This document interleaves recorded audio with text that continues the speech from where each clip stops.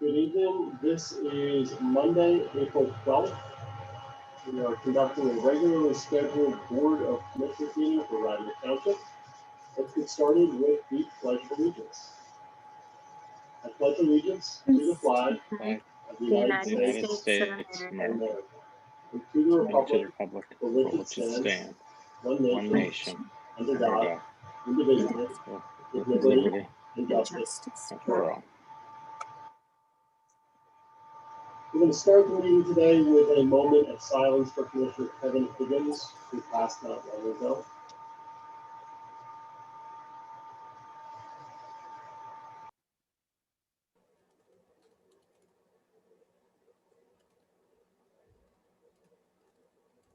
Thank you.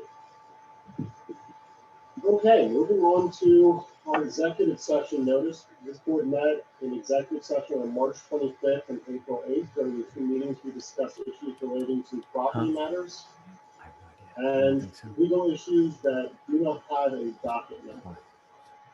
We're going to get started with public participation, but before we do, Mr. Rossini, could you let us know? I know there have been some items that have been pulled. You will certainly be welcome to offer public comment with respect to pulled items.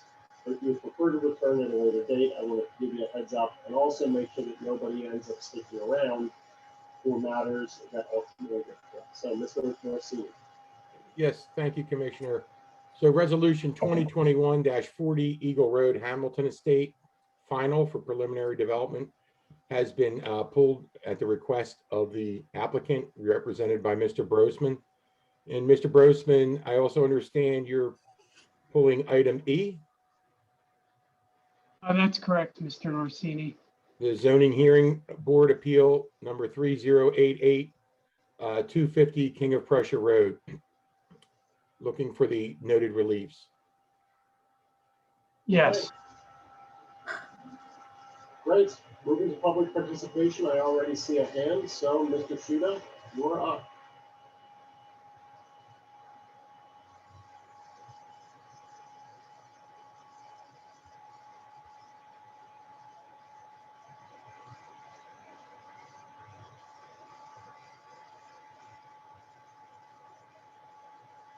Mr. Shuda.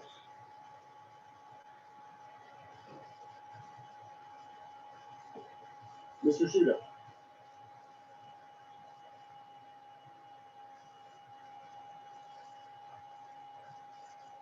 Okay, well, we can come back. Obviously, we're going to have a couple of additional opportunities for public comments. And Mr. Shuda, I'm going to ask you to try again a little bit later in the meeting, but it looks like you're unmuted right now. So I think I can actually hear some noise in the background on your machine. So I'm going to go back to muting you and we can try again a little bit. Moving to the consent agenda, are there any items that the commissioner would like to pull? Mr. Parkey? Your mute is on, Sean. Thanks. Aye.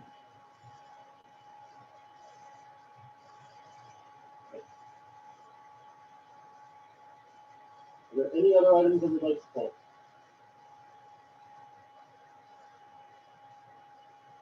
Seeing none, I will move for item 2I, resolution number 2021-45, removal of 4 large hazardous trees at Thunderfern Park at a cost of $10,700 to be paid for by the general fund. Removal approved at the March 17, 2021 Shade Tree Commission meeting. Is there a second?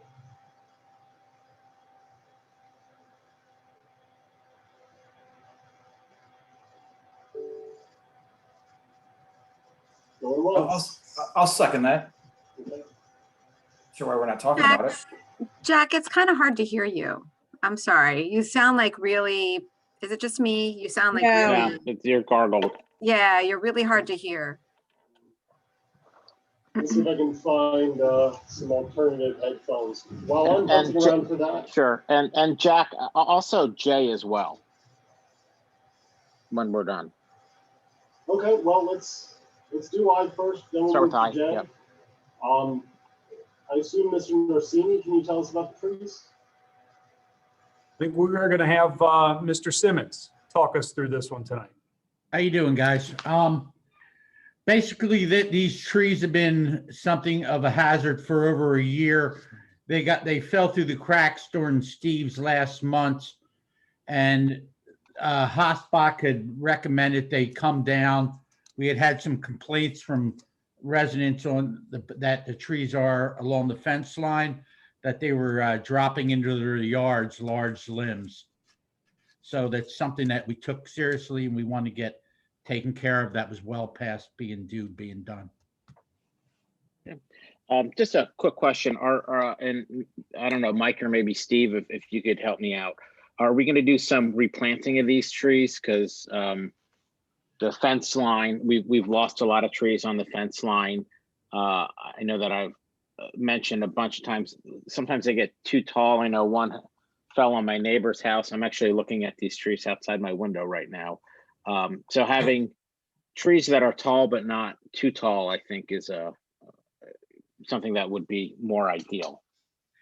We had mentioned that and brought it to the attention of the Shade Tree Commission, and they actually denied replanting. So we may have to, readdress that and come up with some plants or trees that fit that area nicely. Do you mind me asking why they denied it? No, I actually don't know why they did, but we had put in some extra money to have trees put back in, and that was denied. Got it. Commissioner Boraski, you're on Shade Tree. Do you know why they denied it? I don't know that I was present when they discussed that. Okay. I don't know. Mr. Commissioner, Norsini? if I could add, so what we can do is we'll get with the arborist and find appropriate species, taking into consideration the proximity to the houses, the proximity to the active recreation that occurs right there, and using the arborist slant on risk management, come up with the appropriate species, bring that to the Shade Tree Commission, and my recommendation would be to add that or ask them to have that as part of their next planting, whether it be the spring or fall planting. Always looking for places to put trees. This is a nice, somewhat of a little barrier for the folks that live on Rockingham Road. And if we can get the right trees there, we'll bring that back before then. Thanks. Yeah, that sounds good. Yeah, I just Steve, just to add on to that thought process. I thought last year or 2 years ago when we discussed taking trees down in the parks, we said it was a good policy that any trees taken down in parks, we would have a replacement schedule. You're correct, Commissioner. I have to go back. I don't recall why that was, why the Shade Tree Commission did not want to do that. But I think if we give them an appropriate plan that's well laid out and addresses risk, I don't see why that should be an issue. Yeah, I don't know that I've ever heard the Shade Tree say no to replanting. So yeah, I'd like to hear what the reason is, and hopefully we can get more trees back in that park. Yeah, we have a planning coming up in the next month or so. We'll get with them and talk to them and come up with something that can work for there. I think that'd be perfect. Perfect. Thank you. Yeah. Yes, sir. Thanks. Thank you, Commissioner. Well, thank you, Mike. The neighbors just don't want a 50-foot silver maple there. So maybe Yeah. I'm telling you that I got one next to me, and it scares me when we have thunderstorms like last night. So maybe some dogwoods or something along that size. So just a question in that park. How many heritage trees do we still have there? Do we know? Not many left, honestly, with all the ash borer issues and the other issues that we've lost a lot of them since probably the last several years. So it would be nice to replant in there and add some growth. We did have a massive replanting, Jake, probably about 2 years ago or 3 years ago. It was deemed, and I don't know if Bill's there or maybe Steve, you were there. It's deemed, it's got a special title. If Tammy was there, Tammy was at the ceremony. So there are a lot of trees, but they are still basically saplings. It's going to take years for them to grow. Yeah, yep, I know. I mean, if you're, I don't know that park as well as I know the parks around me, but if there's concern about heritage trees and how big they are, I'm just curious as to how many are left that are concerns for the neighbors. Mm-hmm. But I do like to hear that more trees are going in that park. Yep, thank you.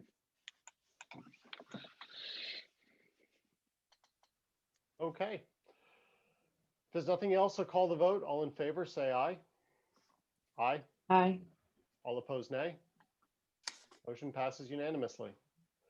Moving on to item 2J, acceptance of Third Ward Commissioner Damian. Beg pardon? Oh, No, go ahead, Jack, sorry. Acceptance of Third Ward Commissioner Damian Enderle's resignation effective Monday, April 12th, 2021. I will so move. Is there a second? Second. Okay. Just my question is, I missed, I understand that there was a executive session, so what can be said outside of the executive session, I would appreciate. And also if you can go through the process moving forward, timelines amongst interviews and, you know, what staff is going to do in announcing the vacant position. I would appreciate it. Sure. So from today, this board has 30 days in order to appoint a replacement for former Commissioner Enderle. Well, I guess not former yet, since we haven't accepted his resignation for Commissioner Enderle. If we are unable or unwilling to do so, since it is a 3-3 board, we're obviously mathematically capable of a split, then a vacancy board is convened and the vacancy board makes the decision. The vacancy We're board. a 4-2 board, Jack. I think that may have been Freudian. You're doing, yeah, by party, I just meant we're an even number. We're We an could even split number. 3-3. The way it would split would be Okay. 3-3. I I guess theoretically we could do 2-2 and 2, but I if we think we're a deadlock, board of it'll be- 6. We would convene a vacancy board after 30 days. The vacancy board consists of the 6 of us plus the vacancy board chair, who is currently Janie Lau. That board would then pick the appointed person. If for whatever reason the vacancy board, which again is the 6 of us and the vacancy board chair, are unable to pick a person, then it would go to the Court of Common Pleas in Delaware County, and the Court of Common Pleas would pick someone. In terms of how we're going to publicize it, I think we probably need to put something on the website. Beyond that, I'm not sure what role staff really ends up having in advertising for a commissioner. No, I just wanted to make sure they're going to advertise, that it goes on the website or whatever means they have to disseminate that. Yeah, I think the website makes sense.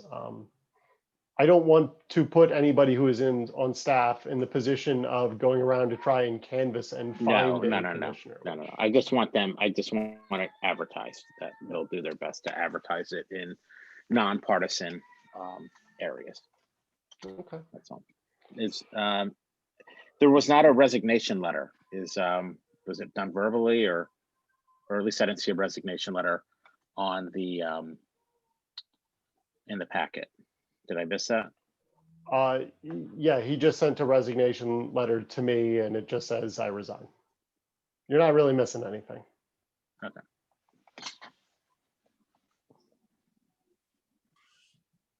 Okay. Well, I would just like to thank Commissioner Enderle for his service. It's definitely not an easy decision to make to run for office. And I would just like to thank him for his service. Excellent. Well, I will call the vote. All in favor of accepting his resignation, say aye. All opposed, nay. Motion passes, I guess, 5-1. I will move for the balance of the consent agenda, items 2A through F. It looks like items 2D, G, and H have been previously pulled, so items A, B, C, E, and F. Is there a second? All in favor, say aye. Aye. All opposed, nay. The balance of the consent agenda passes unanimously. Moving to committee reports. We're going to start with item 3A, the Hamilton conditional use. This is going to be a little bit different from our normal policy. We're going to start with public comment. after which we're going to hear a proposed basis to accept or reject the conditional use. The board will then vote to either accept or reject the conditional use without a second public comment. The reason for the change is because public comment is mandated as part of the conditional use process. And time does not permit us to have two different public comments for the same item after we've already read everything in. So we're not changing the policy, it's just a slightly different process. So with that in mind, Solicitor Rice, this is your show. Okay, well, the first part of this is just to see if anyone has public comment on the application. The application, for those that attended the conditional use hearings, it's a proposed 41-unit townhome development on the county line between Radnor Township and different Township. There were 23 some resident parties who participated. We had 4 nights of testimony, and under the MPC, conditional uses are considered much like a zoning hearing board proceeding. It's quasi judicial, and as was discussed throughout, some folks that were there in attendance were there as parties, some were there as observers, some just wanted to make public comment. So the reason for the public comment is because that's really what was decided. There'd be a general public comment for anybody that didn't want to become a party. So with that, I would just ask is there anyone in the audience that wants to make public comment on the Hamilton conditional use application? Starting off with that. So I see Mr. Shuda again. Let's start there.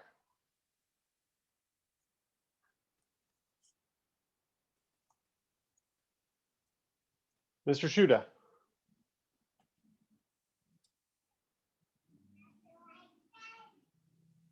Mr. Shuda.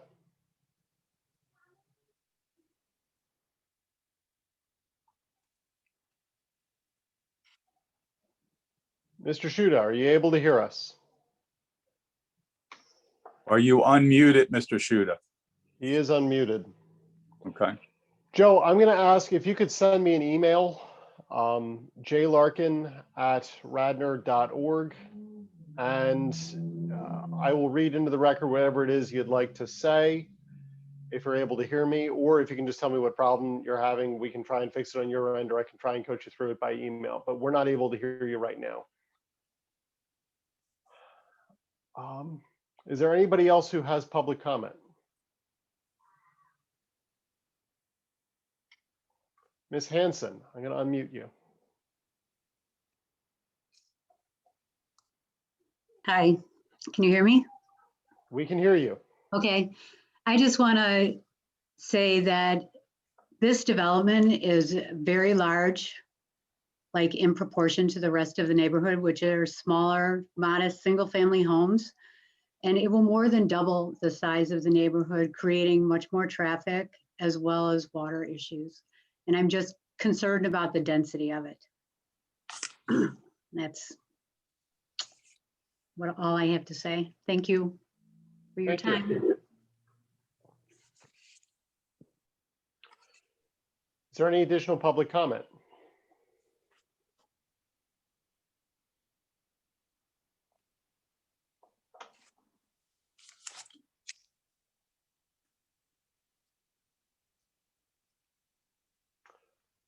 Mr. Willis.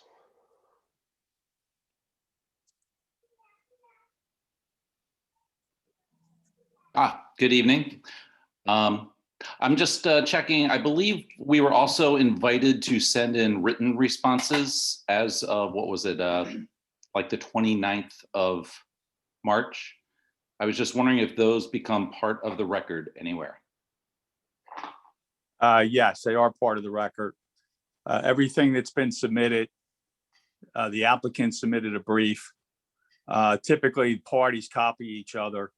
I'm not sure who copied anybody, but anything that was submitted through me is part of the record. So if anyone wants to see that after tonight, they're certainly willing to get copies of any of that.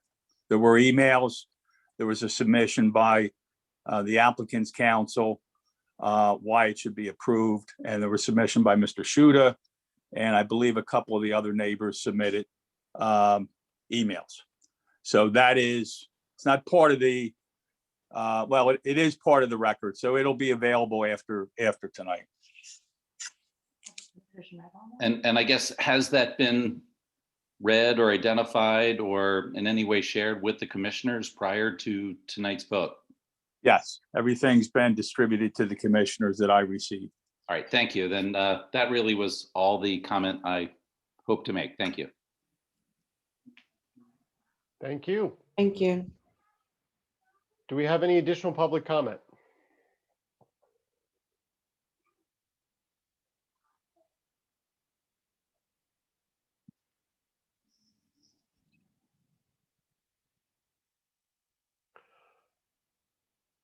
I'm not seeing any. Joe, I'm going to try one more time. Joe Shuda.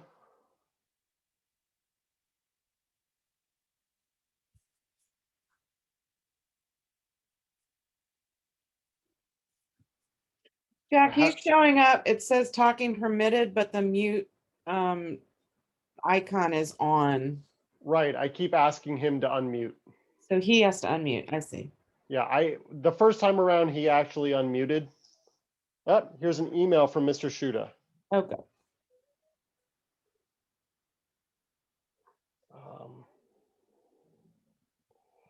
I'm going to read this. It's a little bit lengthy, so I'm going to be mindful of the 5-minute limit. The information presented below is in response to your closing comments made at the March 9, 2021 conditional use hearing. Your specific comment related to responses from the participants in the Hamilton Trust and Haverford Properties conditional use application, Bren CUA. Criteria for responses should pertain to the density modification, Chapter 280 of the Radnor Township Charter. The information below is for consideration by the Radnor Board of Commissioners, B of C, with respect to the board rendering its decision as it relates to the subject application.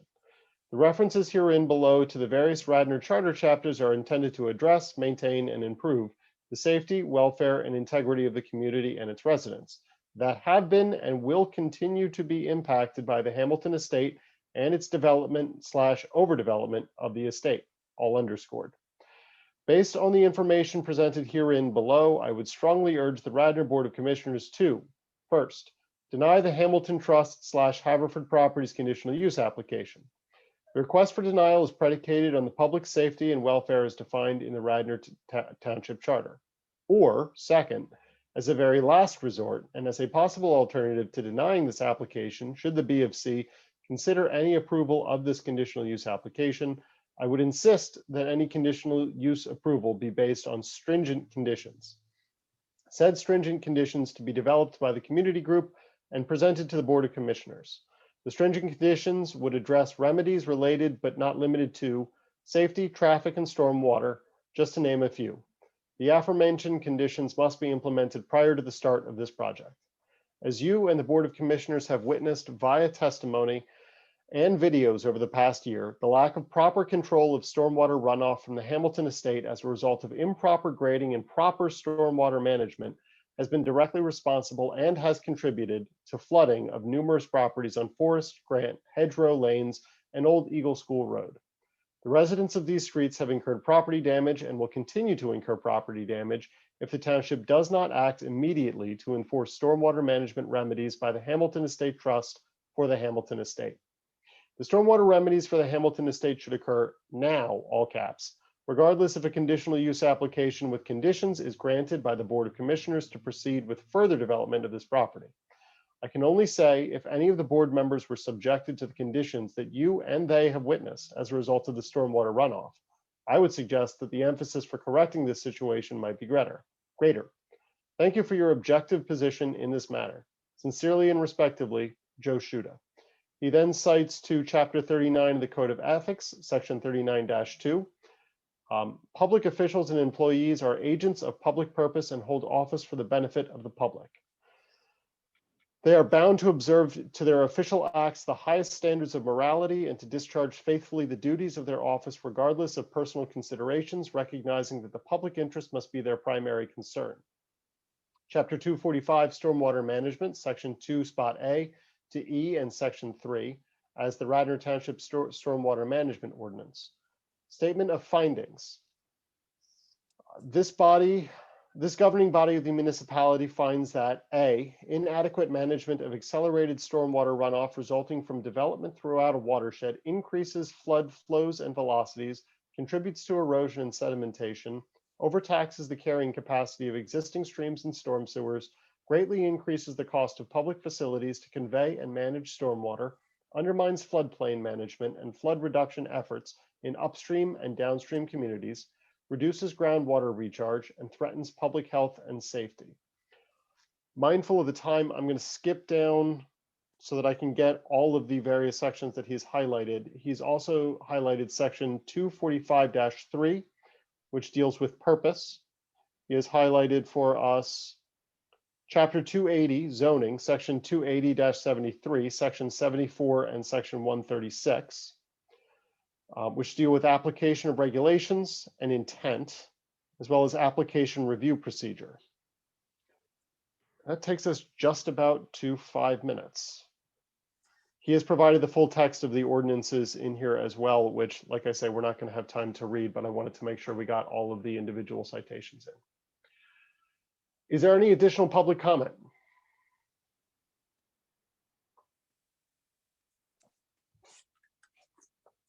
Going once, going twice. Okay, Solicitor Rice. Okay.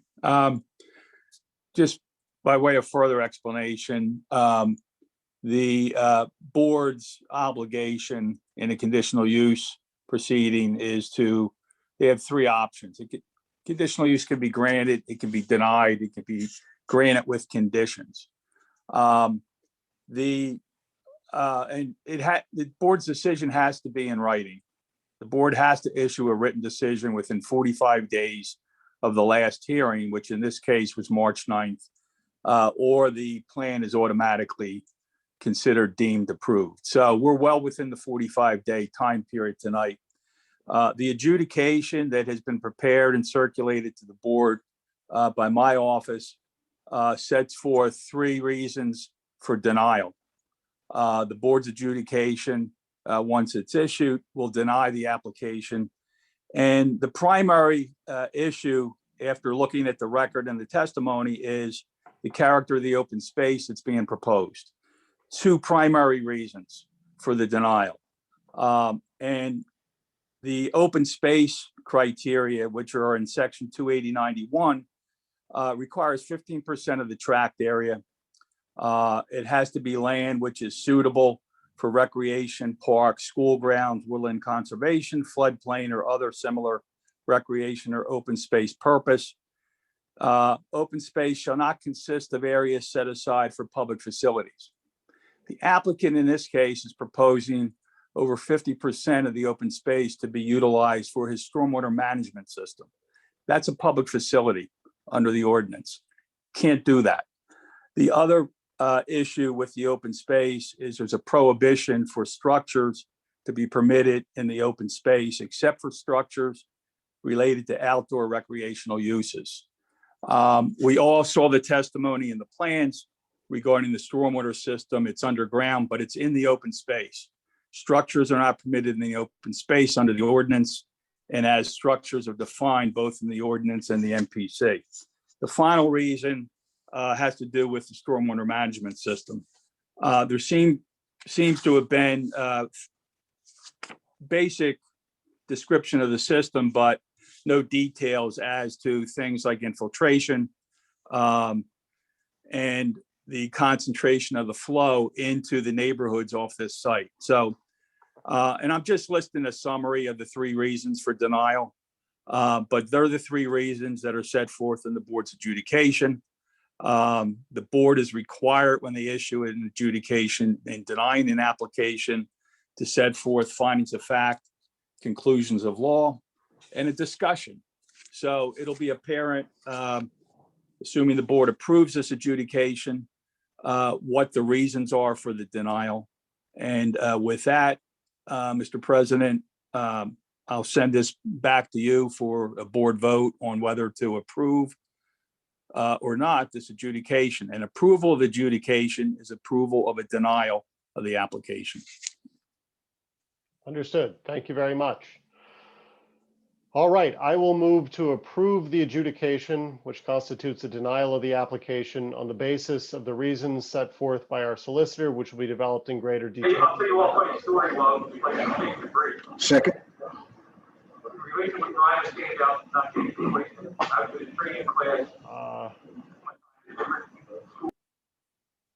Yeah, sorry, Rich, I just muted you because we're getting a lot of background noise from you. If you're able to fix that, I'd be grateful. Second. We have a motion and a second. All in favor, say aye. Aye. All opposed, nay. The motion in favor of the adjudication to deny the conditional use passes unanimously. Thank you all. Moving on to item 3B, 2 Paul Road, waiver of section 245-22 of the Stormwater Management Ordinance. Mr. Norsini, well, actually, I'll get us started on that. I will so move. Is there a second? Okay, Mr. Norsini, could you get us started on this? Thanks. Thank you, Commissioner.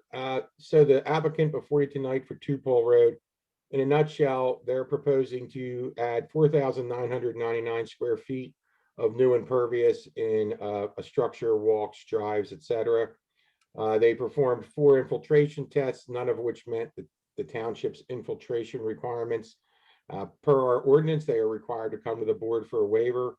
And tonight we have 2 folks, 2 engineers from Mominy who will be representing the applicant. I will note the township did receive revised plans midday Friday, which is well past the time that we're able to put them in the packet. So I have not reviewed them. I don't believe Gannett Fleming has had a chance, but the applicant wished to bring that before you folks tonight. So I turn it over to the Mominy folks. I am Pat Hamlin, and this is Jeff McGorney. Sorry, I was on separately, but lost my link, so I'm here with Pat.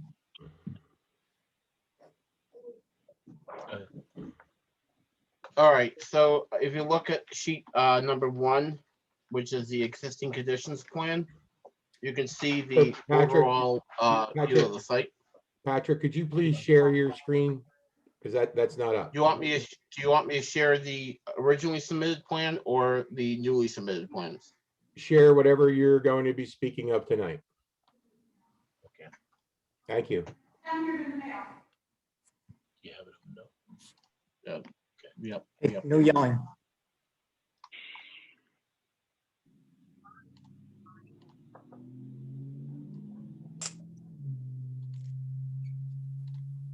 Okay. All right. Does everybody, everybody see the screen? Yes. Thank you. Yeah. Yes. All right. This is the plans that we just submitted on Friday. This is the existing conditions plan. You can see this is the existing residence, the existing garage. They have an existing stormwater system that was previously designed. We don't have any details on the system. I believe they were part of a grading permit, possibly from around 1998. We did reach out to the township for a right to know request, but they didn't have that permit plan on file. We also tried to reach out to the previous design engineer, but they have not gotten back to us. The main reason why we looked into that information was to clarify for the review engineer, Andrew Zerby, over at Gannett Fleming, that these steep slopes are man-made. We were able to share with Mr. Zerby a 1991 plan showing that these steep slopes are in fact man-made, and they were created as a part of this garage addition. We are removing 7 trees. Previously, we were indicating that this popular tree was going to be removed. It will remain instead. That was brought up during the Shade Tree Commission meeting. on February 17th, 2021. We got approval from the Shade Tree Commission that night. If you look at sheet number 2, it's a close-up of the existing conditions where the proposed improvements will be constructed. Here are the trees that are going to be removed. There's a concrete pad that's existing here that will be removed. Some minor removals of this existing patio to get the to meet up with the proposed improvements. These are, I believe, some existing beekeeping structures that will also be removed. Did you say This is the beekeeper structures? Yeah, there are existing pads over here. The client has told me during a site visit that I had with him back on January 8th that they're existing wooden beekeeping structures that he will be removing. Okay. They're beehives. This is the owner. It's Bill Marino. They're beehives, and I'm just going to move them. Okay. This is the proposed, the newly proposed layout. They actually reduced the amount of impervious from previously, whereas before we were proposing 4,999 square feet of impervious. They are now proposing 4,451 square foot of impervious. The big changes being they are no longer proposing this to be a 2-story pool house. It will now be a 1-story pool house. They are no longer doing as much filling in this area here, and they removed a lot of the retaining walls. Another change that they proposed is the relocation of the wooden pergola that was proposed in this location is now in this location right here. Another change from the previous plans, we were showing an inlet here that was going to be collecting a lot of off-site stormwater. In order to get the system size to a size that was not a massive financial burden for the client, we have swapped this out with a 2-foot by 2-foot concrete sump box with a solid lid. Getting to the meat of the matter, these are the perk test locations. The initial perk test was performed here by Delaware Valley Septics on December 23rd, 2020. They got 0 inches per hour. Note, they indicated that there was no limiting zone clear to 6 feet, but they did note that the soil was very wet deeper. It was wet, but not to a point where they were calling out as groundwater. Next perk test was performed on January 18th, 2021. That's this testing pit right here. They're saying that water was seeping through the excavation starting at 5 feet deep. Again, 0 inches per hour of infiltration. The other tests were done up here. Also, neither of these testing pits yielded any infiltration at all. Both of them were 0 inches per hour. Groundwater was at 4 feet deep and 5 feet deep at these 2 testing locations respectively.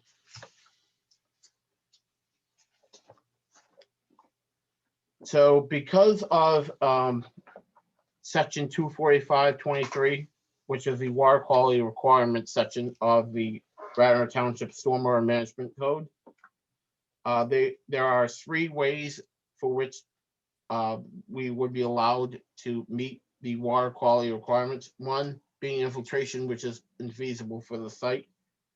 The second is what we are proposing. We are proposing treatment. We are proposing the use of water quality treatment BMPs.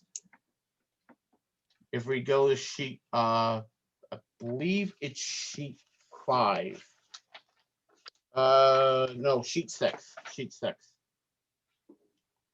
We are proposing a couple of 1 foot by 1 foot NDS stormwater inlets, and both of the ones with open grate inlets. We are proposing these 12-inch catch basin filter bags to be placed inside those inlets. We are still showing one large park inlet. We are speccing out a flex storm permanent inlet filter bag, which will be 2 foot by 2 foot.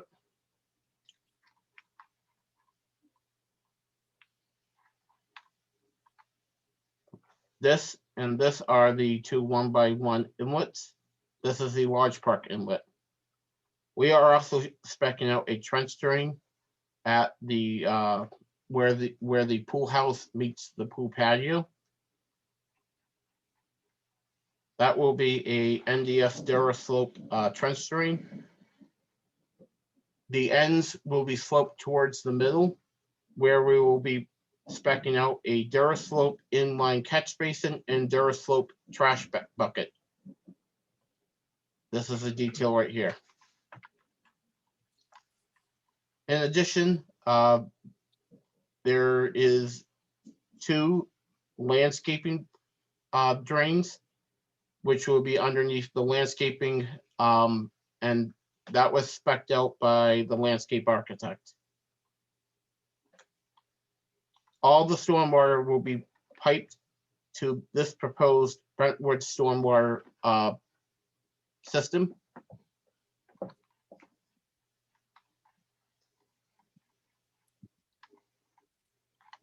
We have the details on sheets 7 and 8. There will be an orifice at the invert of the storm tank system to ensure that water does drain from the system, given that there is 0 inches per hour of infiltration. There will be a outlet control structure with a 15-inch diameter riser and a 2-inch orifice that will provide for the required rate control. One of the major things that also changed from the previous submission is the rate of stormwater coming out of the stormwater system. Previously, 2.87 cubic feet per second of stormwater was coming out of the system to our proposed flared end section. Our recent submission shows that the 100-year outflow from the stormwater management system will be 0.16 cubic feet per second. And you can see the flared end section right here, where it will dissipate the outfall to sheet flow so it could flow to the stream that is on site. One other thing I want to add is we did add a proposed gravity sanitary sewer lateral coming from the building down to the main and Chaminade Road. So I did want to state that as well. Okay, thank you very much. Are there any commissioner comments or questions?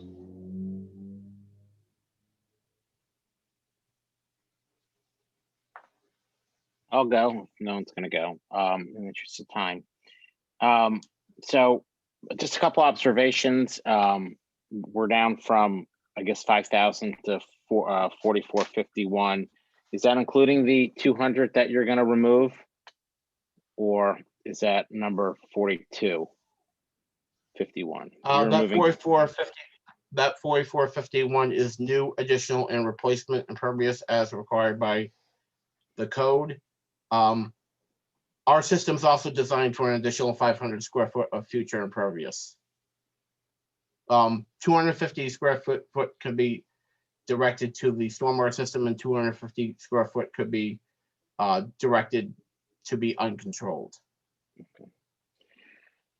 Is this area in a floodplain, or is it just bad soil? It is not in the floodplain. The property is located within an area having a flood zone designation of X by the Federal Emergency Management Agency. on map number 42045C0017-F, bearing an effective date of November 18th, 2009, which is community number 420-428, which is in Radnor Township. That was also included on the client's survey. We didn't do the survey. That survey was done by Chambers Associates. And you said you're taking down 4 trees, am I correct? We are taking down 7 trees. 7 trees. And I mean, are any of them, are they heritage trees? And what is the plans, you know, what are the plans for replacement of them?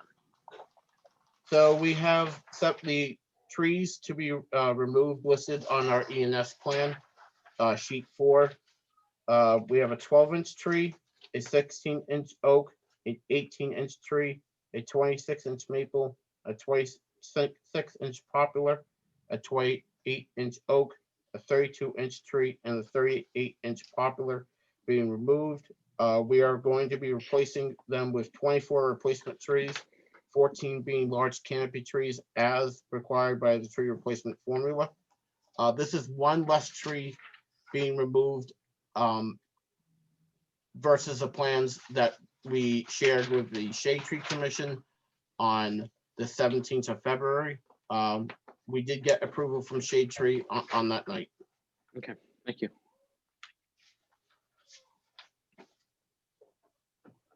So I just have one question. Where will the stormwater be draining from this system that's, yeah, that, So currently the site drains in this direction to the stream. The stormwater system is discharging to a flared end outlet to dissipate the outfall to sheet flow. It will still flow to the stream, so it will still flow in this general direction. We aren't drastically changing the watershed outside of adding the impervious in the stormwater system. thank you. Can you give me just a little bit of a picture of what's currently there? Can we go back to, so right now it's open space, it's open yard.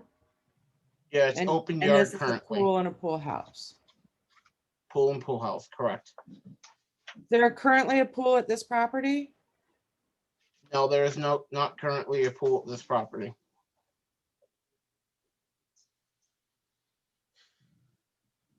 Thank you. So I apologize. I'm just having a little, I'm struggling to figure this out. So if the ground doesn't perk and you're putting in a storm tank, how are we slowing the water down? Like where's the water going if there is a heavy storm? The system will provide storage. This is our outlet control detail. It will detain the stormwater in order to meet the Radnor Township rate control requirements. Right, but it's the tank subsurface. The tank is subsurface. That is correct. So how I mean, if we get a heavy storm, how is it going to collect water from a different area? Isn't that already going to be overwhelmed with the water dropping in that area? So where it will be collecting stormwater from will be this inlet, this large park inlet, which will be collecting mostly yard areas. There's a couple landscaping drains that will be collecting some additional yard areas. We have a trench drain that will be collecting stormwater from the patio right here. We'll be tying in the roof area for the pool house. Then those are the major areas that we are collecting, just areas from where we were disturbing and some of the impervious areas. Right, but you're sending water to an area that's while that those inlets are collecting water, you're sending it to an area that's also collecting water. No, that the only water that is being collected are these proposed inlets. Mr. Abel? Yes. Jeff Nagorny, I'm here with Pat. We're both engineers. Essentially, the bed is designed that it fills up kind of like a bathtub, and the outlet structure that Pat showed that's on the detail sheet has a 2-inch orifice as the initial release. And then that 15-inch pipe in which that 2-inch orifice is at the bottom. The top of the pipe then would be the overflow when the bed actually fills up. But you're only going to get flow into this bed through the pipes that are connected. There will not be any surface water just draining into the bed itself. So it's only going to manage the stuff that's collected in the various inlets and other structures, and then releasing those at the riprap apron that's about, I don't know, it's about 40 or 50 feet from the stream. And if the ground doesn't perk, you could still put a subsurface unit under there and it's effective. Essentially, it's like an underground tank with a small outlet. It fills up, and then it's like I like to use the analogy of a bathtub. It fills up, but the drain on the bathtub is small, so it only drains at a certain pace.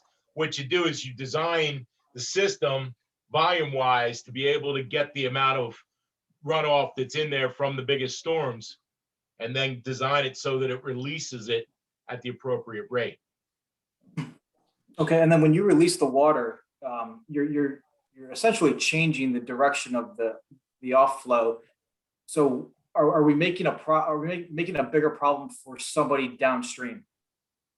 No, we are reducing the total post-construction stormwater flows to be no more than the pre-existing stormwater flows, or the more stringent requirements as set by the Act 167 and by the Township Stormwater Code. It will not be exacerbating a downstream issue. One of the things that Pat pointed out in his description of the project was that we significantly reduced the release rate coming out onto that riprap apron. It was 2.38, I think, CFS with the original design. The current design is 0.16 CFS. So that is a significant reduction, and 0.16 CFS is a pretty low flow rate. So that is going to take its time getting across the lawn and into the stream. But we are de-peaking. We're not going to increase the rate of runoff from this site due to this development.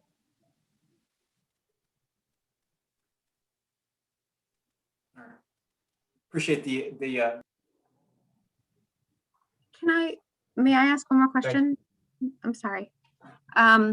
So you said there's already a stormwater system on the property for the existing home, is that correct? Yeah, it's this right here. Existing stormwater management system to remain. Okay. And if you were building, so if you're building the home and this whole pool area all at once, would there have to be a different type of system to accommodate the entire property, or are you kind of going back and kind of patchworking a little bit because you're adding this on? Normally, if you build it all together, you'd probably, most likely, not exactly, you'd have one system. We're designing a second system because they were built at different times. Once you build an underground infiltration system in the ground, you excavate, you have vertical, essentially walls in the excavation. Expanding an existing underground infiltration system like this is, I won't say impossible, but extremely challenging. No, if they were all built, if the house and the pool, garage, everything was designed at one time, we would likely, we would design a system to handle it all. Now, it could be one, or it could be two systems at different points on the property.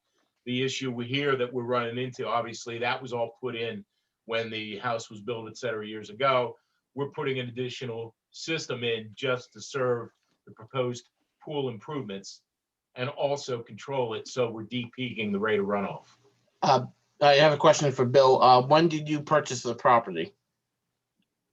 4 years ago. All right, so I believe that system was most likely built. Yeah, I can give a little bit of color. This is the the old O'Neill property. I bought the property from Mike O'Neill, who did the development, and I think in 92. So when he developed and carved off the different lots, he was required to do some stormwater management at the time. All of these additional houses have some kind of stormwater system that feeds into various systems, this being one of them. The existing conditions, if you were to see it now, anytime there's a large storm, there's that property, if you look at the grade, there's sheet flow from basically my house all the way down into the stream. What this system does is puts a little intelligence on that just large sheet flow. It collects it all from this, I guess this would be the northeast quadrant of the property that tends to pool and dump water upstream there at the boundary. What we're proposing is putting in these drains to collect that water, run it down into the tank, and hold it and release it at a more controlled rate. So it's actually an improvement over the existing conditions, which as a homeowner, I wanted to do anyway. Commissioners, if I can add one thing just to clarify, what's in front of you tonight is a waiver purely for the infiltration portion of the system. What they had provided before for review and what they will meet in the code is the rate control and the water quality, which Mr. Hanlon explained earlier. So the system for those two portions of the system, like any place else in the township, are meeting the code. They're required to meet the code. The only thing in front of you is the infiltration rates because the ground wouldn't perk. Thank you, Mr. Phillips. Can I, Lisa, you done? Two quick questions. What's the square foot of the lot, the total? Because I didn't see it on The gross lot area of the lot is 110,657 square feet. Okay, so it's less than so it's a 4% increase in impervious, give or take. Yeah, and that existing. And then you said there's a some kind of a stormwater system that was set up in 1998, give or take. Am I correct? I think it's 92. Yeah, give or take. Okay, 92. Yeah. Does that have a lifespan, that system? Does that have to get replaced eventually, or is it plastic that's in the ground hypothetically, and you have to pull that out every 50 years, or? Mr. Flair, typically a system like this is put in the ground for the life of the structure, unless there are particular issues with the site in question. Normally that would be handled with whatever approval conditions when the system was first designed. But typically, no, these systems are designed to be put into the ground basically as a permanent kind of a structure, but you certainly want to keep an eye on things in case there's issues with drainage or flooding, et cetera. Sure. But that's how it's done. Sure. So to my question, did the one that was placed in 92, does that have a lifespan of X amount of years? Commissioner, if I can add in, what 1992, so our current ordinance, which Mr. Hanlon and his associate are designing to, is the 2005 Stormwater Management Ordinance. And there are requirements for maintenance and oversight of the subsurface system. I don't know if those, this definitely, the original system definitely predates our current ordinance. And I don't know if there were any requirements at the time. But as far as a lifespan on a system, that's solely dependent on what flows into it. So it's most likely a system of geotextile fabric, stone, and perforated pipe. And those things can last for many, many years. The only thing that can compromise a system is if debris or mud or whatever got in there. That's the lifespan of the system. But the materials themselves will last for many years. Thank you. And in addition, Mr. Farhi, this system, because the soils are poor, will not infiltrate. So it is essentially being designed as an underground detention system. It catches the water, releases it like a bathtub. And the one thing that you might consider with an underground infiltration system that actually is going to infiltrate is making sure that during construction, you don't get sediment and debris clogging those soils on the bottom of the bed In this case, we can't infiltrate anyway. So essentially, yeah, it would be a permanent type of system. Thank you. So I'm looking at some of the property information that I'm able to find online, and it looked like it either does or previously had a pool. My recollection is that you said that it does not have a pool. It does not currently have a pool based on the existing conditions plan that was provided to our company by our client, and that was surveyed by Chambers Associates. They did a underground survey in July of 2020. I can clarify this. So the previous owner actually had a pool built into a structure that was accessible from the second story. So it wasn't actually on the, it wasn't an in-ground pool. And that has since been, we removed that as part of our renovation 3 years ago. It was a lap pool, Commissioner, if that Yeah. makes sense, where you're swimming against the current. So it wasn't like a 600 square foot pool. So it looks like and this is a pretty blurry photo, but it looks like in 2018, there was an in-ground sort of kidney bean shaped pool. No, that's actually it's not kidney shaped, it's rectangular. There is and I think it's shown on the plan as the koi pond, Okay. but it's not. Koi pond.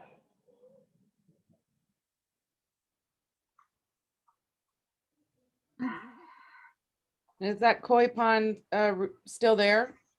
Yep. In use? Yep. Okay. Yeah, I believe we show it labeled as a concrete pond. I believe that's in the front yard. Correct me if I'm mistaken. Yeah, definitely the It's front. located in the front yard.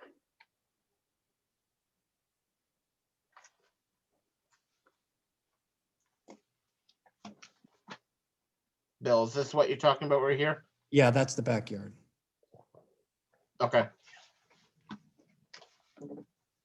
Okay, that's not what I'm actually looking at on this satellite image, but There's no other, Jack, there's no other pool, and there hasn't been for a long time. I mean, the O'Neills had just that lap pool. here's a clearer image. I think that what I'm seeing may be the lap pool that you were talking about. That one's a little bit clearer. It would be right where the garage is. Yeah, I think that that's it then. Yeah, that's gone. Okay. What was it replaced by? It is just a roof.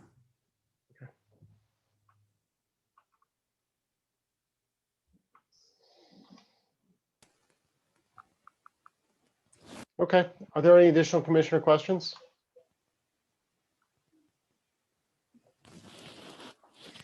Is there any staff comment?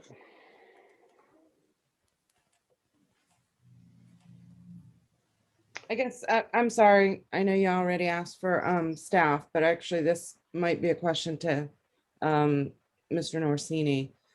So I heard that the improvements in stormwater management that are being proposed tonight are going to improve the management of stormwater on this property. Is that your opinion, Steve? So they're going to manage the current ordinance, as Mr. Hanlon put forth. They're going to manage all this new impervious. So it's as opposed to, and correct me if I'm wrong, Mr. Hanlon, you're addressing the new impervious, not impervious for the entire site, right? So yeah, resize the system for the new proposed impervious. But if we collected, some of the existing impervious, we modeled that into the system to make sure it still works. So in Commissioner Mulroney, the new impervious will be managed as opposed to the site as it currently exists. I will tell you, back in the 90s, the stormwater management systems were pretty minimal. I'm going to hazard a guess that's what this was. So I wouldn't go far as to say it will make the site improve the site, but it will address the new impervious that's coming in. And if Mr. Hanlon is able to catch some of the runoff from the existing impervious, anecdotally, that is an improvement. What he's talking about, the point, what was it, 0.16 cubic feet per second discharge, that's a little more, that's a few ounces over a gallon a minute, or a second, right? Cubic feet per second, that's close to a gallon per second coming out. That's what he's talking about for the discharge. Thank you.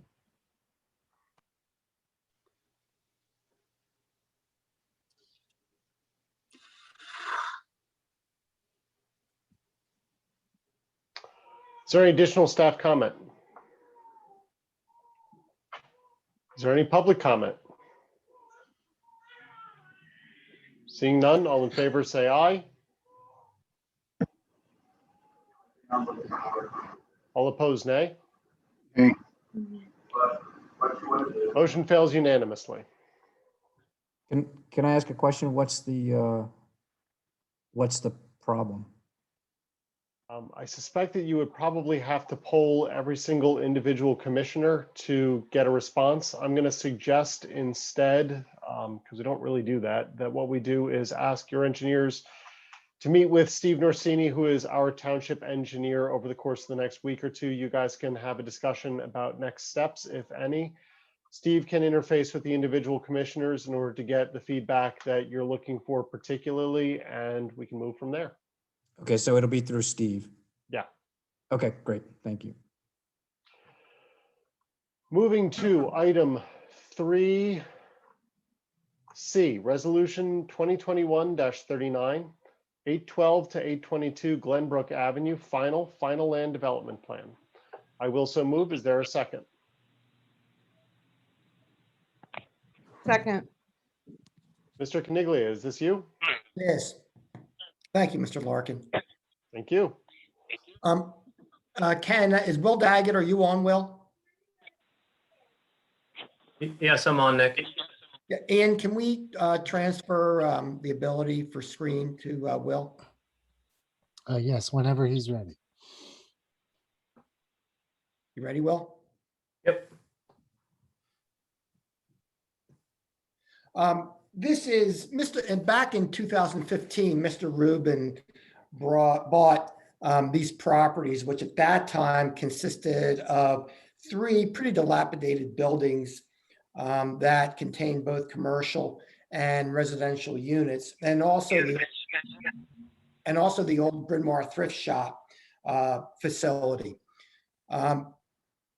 Couple of years after that, he received approval to basically renovate the 3 buildings that you see here, as well as remove that Bryn Mawr thrift shop building.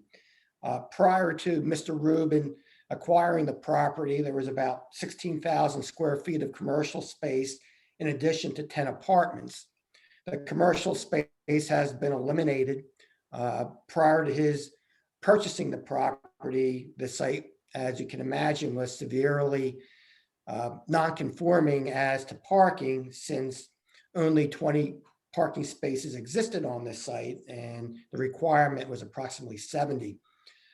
Since he acquired the site, as I mentioned, he did receive relief to renovate these 3 buildings that you're looking at. 2 of them have been renovated, and you can see those. Will, if you want to designate which ones have been renovated, right in that area, they've been renovated as commercial units. And existing is the one building with the yellow type shutters that remains to be renovated. This site was approved for 14 apartments. Mr. Rubin went in and requested in the existing building that remains to add 1 additional apartment. It had already been approved for 2. He requested 1 additional apartment for a total of 3 apartments in that site. Already performed on the site as part of the prior approval received by Mr. Rubin was stormwater management for the entire site, as well as bringing the site into conformity regarding the parking spaces. The site currently has 29 parking spaces. As a result of the addition to this building of one apartment, it will require 30 parking spaces, and that's the reason why we're adding that additional parking space as you pull into the building that we'll show you in a little bit. So this site will be totally conforming as to parking, totally conforming to stormwater management. There was no waivers requested. What he's proposing here is to take down this existing building that you're looking at. It was severely damaged by water. It was structurally unsound. When we proceeded to the zoning hearing board, we presented testimony of a structural engineer. They agreed that the building was to be raised, but only on the same footprint. So we're not adding any impervious coverage, and only under the condition that it cannot be increased to more square footage than currently exists on the site. And that was also agreed, and that's also a condition. So what we're proposing here is to raise this building, put in 3 apartment units, add the necessary parking, and as I mentioned, all the stormwater management is already on the site as required by Township code. No waivers were requested. The site is completely conforming as to parking as well. And if perhaps you can show a rendering of what the building will look like. As you see there, it will be 3 units. The parking will exist, pull-in parking, 2 parking spaces, which actually brings the site into more of a conformity, 1 extra parking space than is required, plus the 3 units. This plan was approved, as I mentioned, by the zoning hearing board back in October of 2019. The Board of Commissioners actually granted preliminary plan approval for this site on March 9th, 2020. There has been no changes to the plan. This is just here for final land development approval. It received unanimous recommendation from the Planning Commission for approval of the final plan. It also had received approval from the Design Review Board on March 19th of this year for approval of the structure and the facade. The only waiver being requested is that commonly requested waiver regarding indication of all facilities within 500 feet. The applicant has provided aerial showing all these features as well. And what we agree to all the conditions being requested in the proposed resolution and request the board grant the final plan approval on this site.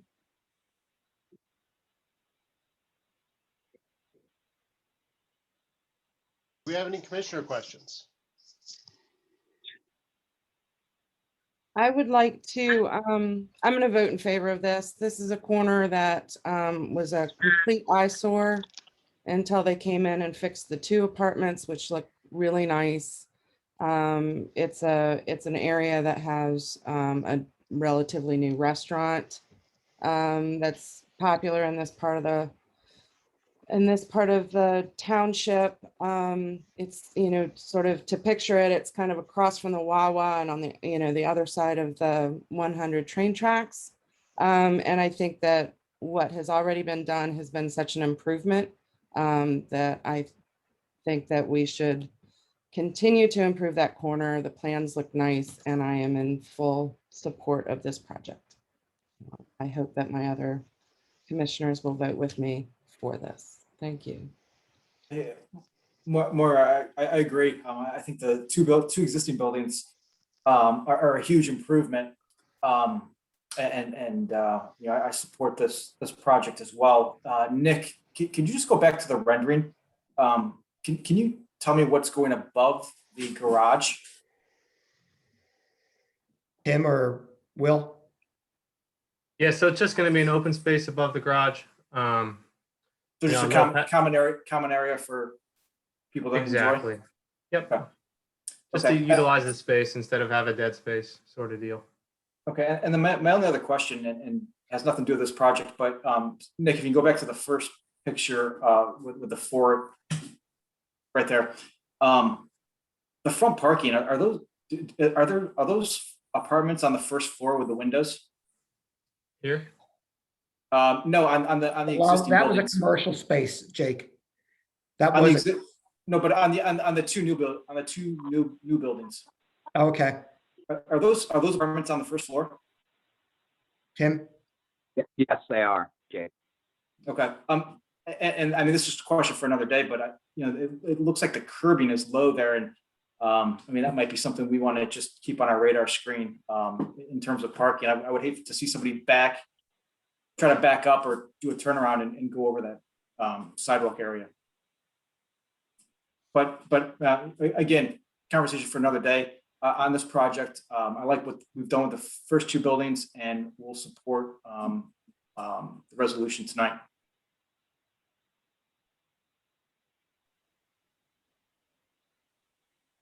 Is there any additional commissioner comment?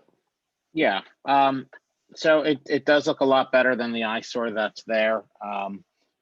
Again, my concern is student rentals. You're gonna have a nice property. I can just see college kids. I could see myself hanging out on that open porch, drinking beer.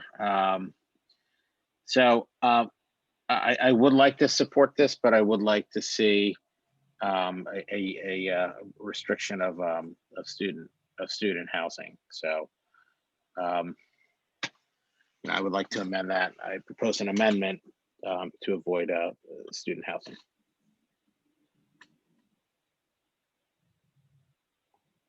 Are you proposing one now? I'm sorry. Yes. Okay. For me to vote for it, that's just something that I would like to see, because we're I understand that you don't want to rent it to college students, but eventually stuff like that happens, and it's close to a Wawa, it's close to a bar. I get it. It's also close to the township line, so I don't know how active patrol is, etc. So I would just feel more comfortable, and I think the existing neighbors may appreciate having that restricted. So yes, I am proposing that. So I'm hearing amendment to add a additional condition, which would become condition number 6, which would be some version of the applicant shall take such steps as may be necessary to ensure that the property is not rented or rentable to students or otherwise used for student housing. Yeah, undergraduates. Is there undergraduates? Undergraduates. Yeah, yeah. You're a doctor, and your residency's in Bryn Mawr Hospital. Yeah, but not for undergrads. Is there a second?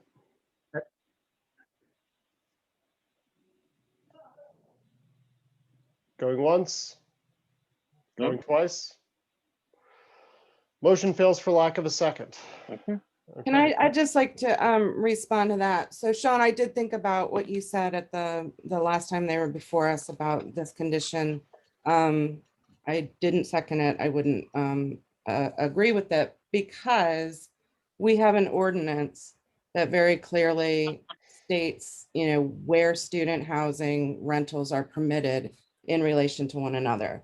I think that sufficiently protects this area, the entire township. So I think that it would be redundant to have a one-off agreement with essentially a small business owner who's, owning and managing his own properties. So for that reason, I understand the concern. We have a student party house in my neighborhood. I feel it, but I think that it would be better that maybe we open up that ordinance and take a look to see if it's effectively addressing that issue, rather than asking just one particular person to abide by that. So that would be my reasoning. And again, I would hope that we could move this through. Thank you.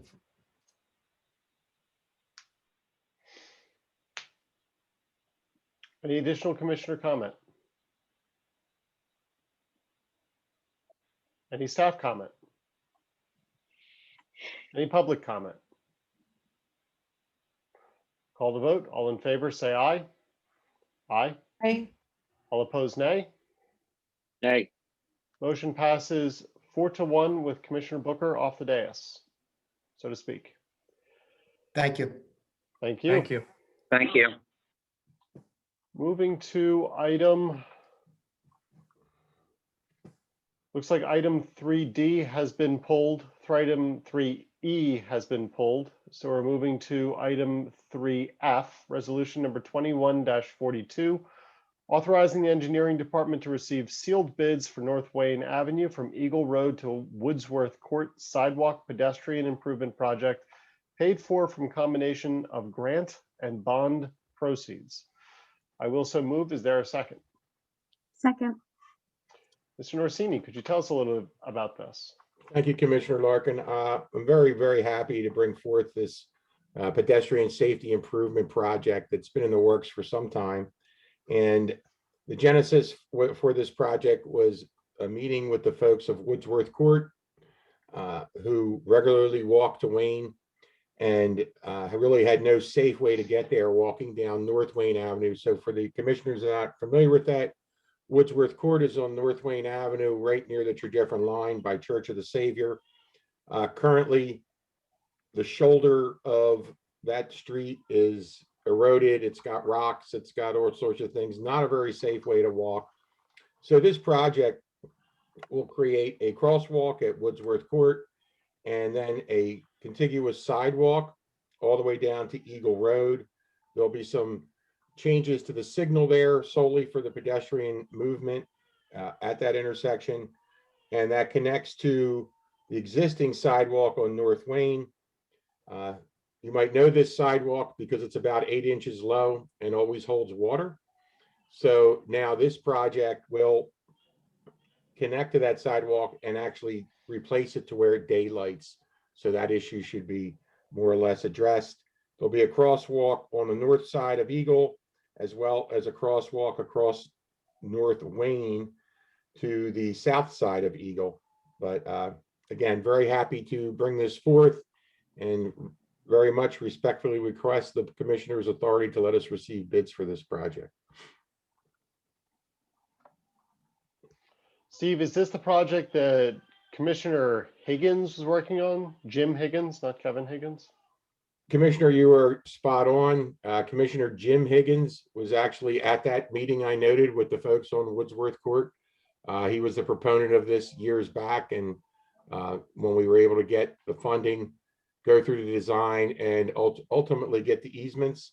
There were several easements for all the property owners. We have a retaining wall due to the grades, but I think it's going to be a very nice project. And yes, Commissioner Jim Higgins was the person who moved this forth from the very beginning. Yeah, I will also say that the residents in this area are very eager to get this going. I get emails from them maybe once every 3 months asking, where are we on this project and why do I not yet have a sidewalk? Including some people who have purchased their homes now a year or more ago, having been told at the time the sidewalk is coming any day now, and they're a little frustrated that we haven't moved on it faster. Not our fault. Unfortunately, they had expectations that were inconsistent with what we were able to do, particularly in light of COVID, but the residents very much want it. Commissioner, if I may add, so this may help our situation at Clem McCrone. There are trees that have to be removed for this project. And we went to Shade Tree Commission, and the arborist in his report noted he did not feel there was anywhere to put those trees back on those properties based on the retaining wall and the topography of the project. So we promised the Shade Tree Commission that we would install these trees still as part of the contract elsewhere in the township. So these replacement trees, if it so pleases this board, and we could talk to Shade Tree, could go to Clem McCrone. That's fine. You can put them in the rain gardens. That would make me very happy, as I'm sure a bunch of you. Yeah, Bill, as I'm sure you know. Steve, in the resolution title, it mentions that it's being paid for out of the bond and grants. Can you talk about what the grants are? Just We have a Commissioner Mulroney. We received a DCED grant for $250,000, And there was 270 in the, I believe, 2019 general obligation bond. And Nice job. well, one of the criteria when we looked at many of the projects in that bond was to make sure we had funding for matching funds for grants that we were in danger of losing. And this was one of those projects. Nice job.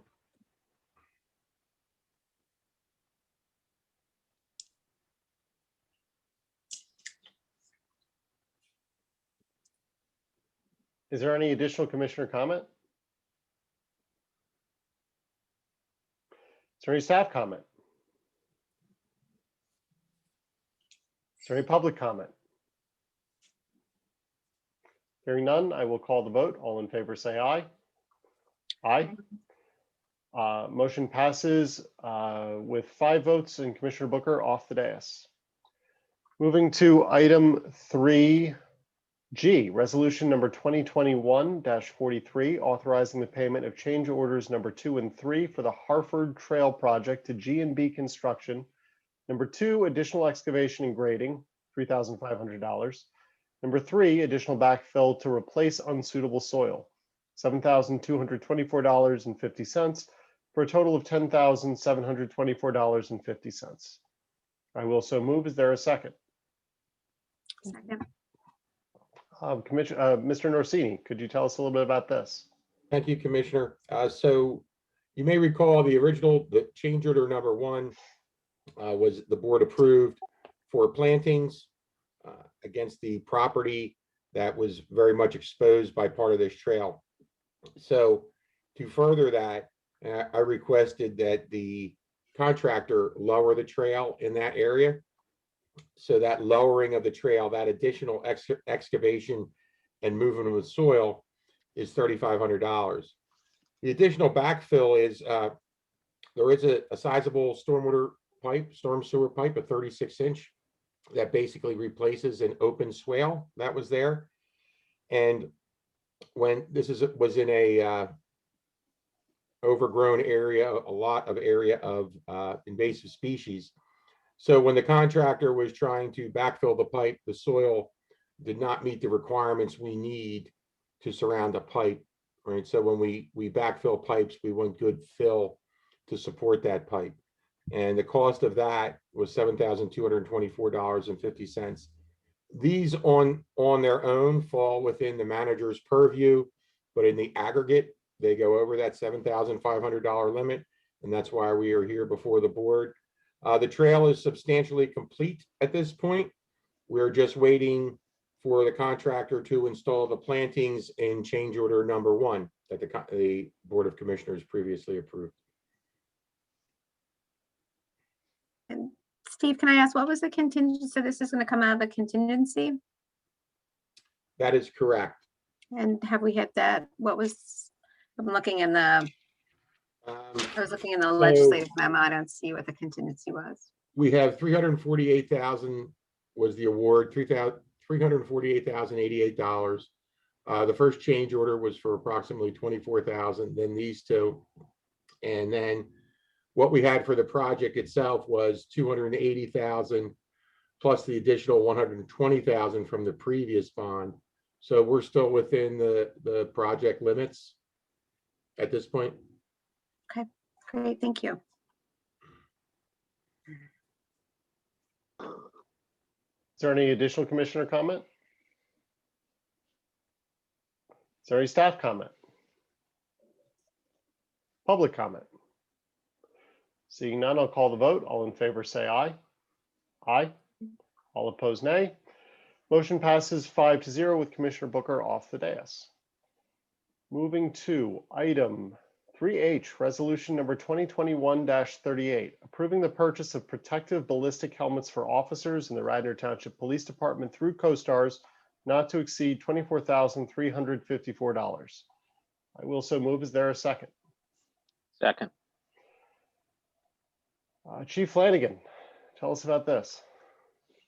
Thank you, Commissioner. The Radnor Township Police Department would like to increase our ballistic helmet protection. Currently, we have in our patrol vehicles helmets that were purchased in approximately 1998. There's actually not a date on them, so we're best dating our age in the department and remembering their arrival. They do not have a suspension system, and we would like to modernize the ballistic helmets because they really just don't fit. So if you can imagine running with a large sort of bowl on your head and it flopping around because it doesn't have any suspension. I will show you the inside of this helmet. I don't know if you can see it, but there's a ratchet right here that allows the officer to adjust it to their head size. These helmets would be used for any active shooter incidents, bank robberies, other high profile or incidents involving weapons. They would be in each officer's bag and fitted to their head size. And they could also be used for civil disobedience issues. They will come with a face shield and a rubber guide on the back that would be kept in the station if required. We'd be purchasing it from Atlantic Tactical, 45 helmets for the 45 authorized strength. And their life expectancy would be, in my opinion, at least 20 years, unless there's some standard change that I'm not aware of. And then if I could just add to that, thank you, Chris. We're bringing this to the board tonight. As we've gone through the beginning months of this year, we've suspended all of our other capital purchases, awaiting the outcome of our business tax and other revenues. This one, however, I elected to move forward and bring to the board, given the nature of, or the importance of, keeping the officer safe. I think we've seen, last year just how quickly an officer can find him or herself in a situation where this type of equipment could help save them and protect them in any sort of incident, from something that seems pretty benign to something that escalates quickly. So we wanted to bring this to the board tonight and not wait until June, July, in case something were to happen, more immediately.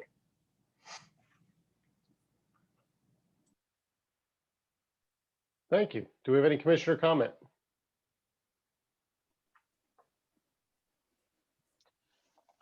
Just one question, Chief. And I think this is great if goes back to 1992. And you said they have a 20-year life, which is great. What do we do with the old ones? Can we sell them? Is there a place how many old ones do we have? And is there any value to liquidate to pay for these? We have two goals, Commissioner, and it's something we brought up. I think it's a great question. Initially, we'll keep them until we're outfitted. If we have them as backups or in case one was stolen or lost, we would use the surplus. And I actually want to talk to the solicitor just about what the shelf life that they've had inside vehicles, what his guidance is as far as that, or whether they should just be destroyed, not being able to verify their integrity. Okay. Meaning Thank the you. helmet, of course. Yeah.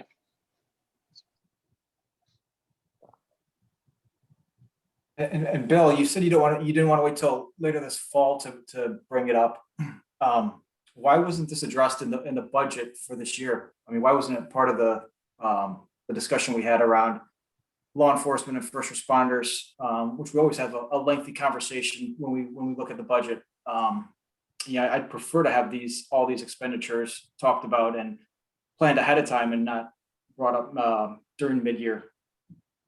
Well, I should have been clearer. First of all, this is included in the 2021 budget in the police department's capital line item.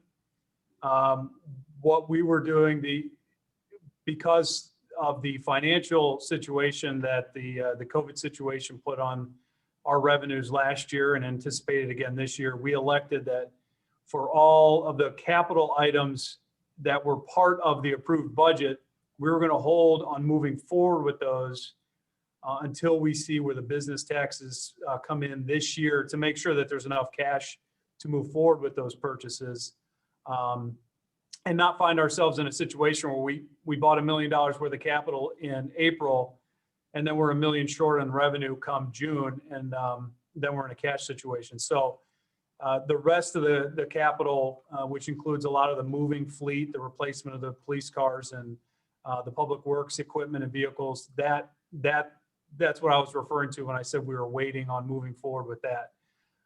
This one, we're out ahead of it just because of the importance of it. But to be clear, it is something that was part of the budget. It was in the line item or in the capital plan that was included with the budget that was adopted last fall or winter, early winter. Thanks, Bill. Appreciate it. Any additional commissioner comment? Any staff comment? Any public comment? Hearing none, I'll call the vote. All in favor, say aye. Aye. Aye. All opposed, nay. Motion passes 5-0 with Commissioner Booker off the dais. Do we have any? Jack, I'd like to point out, I think Commissioner Booker is no longer at the meeting. Yes. Thank you. Yeah. Commissioner Booker absent, I guess. When we're remote, off the dais starts taking on a whole lot of different meanings, I guess. Do we have any reports of standing committees?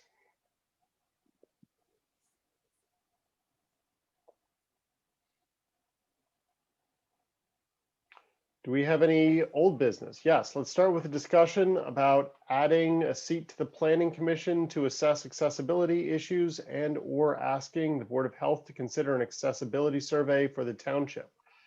Commissioner Borowski, this is your request. Get us started. Okay, so thank you. And I think several months ago, maybe even it was right before COVID, I mentioned that I've been meeting with some residents that are interested in, we're interested in starting an accessibility committee for the township. So a group that might review and assess issues of, that go, I guess, beyond the ADA requirements, which we are normally adhering to, and things that are more around being more, I guess, culturally sensitive to some of the requirements of some of our special needs residents. And I think we saw that come to light when we were restriping the parking in North Wayne, and we were going to be putting in the handicap parking as it was requested. But then we had one of our residents, James Gibbons, come forward, and James talked to us about how it might be better to place it in a different location because it would be more convenient and a little more, I guess, accessible, for lack of a better word, to residents with special needs. And when we say special needs, those transcend just what we consider, I think, those with a physical disability. So I think we moved where those parking spaces were, and I think that was a great suggestion. And I think that there are people within the township who have expertise and have an awareness and can lend, I think, a different perspective to some of the things that we're doing across the township, especially when it comes to facilities improvements, infrastructure, and things like that. So we talked about adding a committee, and Bill had met with me. I think we met right before we went into lockdown with the residents interested, group Roberta Winters, Chuck Madden, James Gibbons, his wife. We had talked about it, and we talked about a committee. And the more, we look at the makeup of many of the committees, some of the committees across the township that we have, it becomes a struggle to make sure that these committees have meaningful work to do, that we have staff that's able to facilitate these meetings.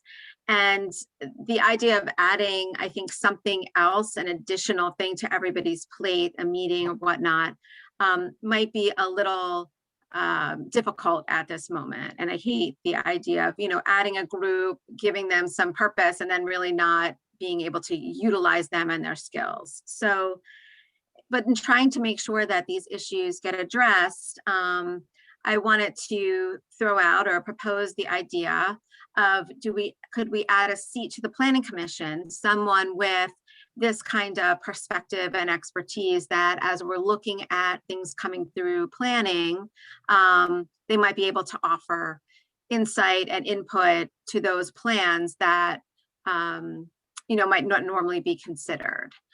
And then the other thing, Commissioner Mulrooney was nice enough to share with me a presentation that was made by to the Board of Health by a resident that had done some research and surveying around accessibility in the township. And that was something that was considered by the Board of Health. And I'm just wondering if we could take that and expand upon it and ask the Board of Health to do an overall accessibility survey of the township.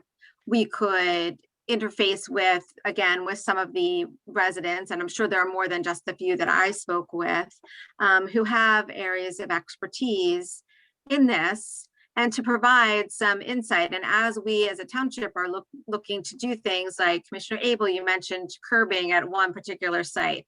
Well, as we look at different things, are there ways that we can, if we're making changes already, ways that we can make changes to incorporate accessibility? And I'll say this is something that's a little near and dear to my heart. I work for Moss Rehab. So, when you talk about accessibility for people with all types of,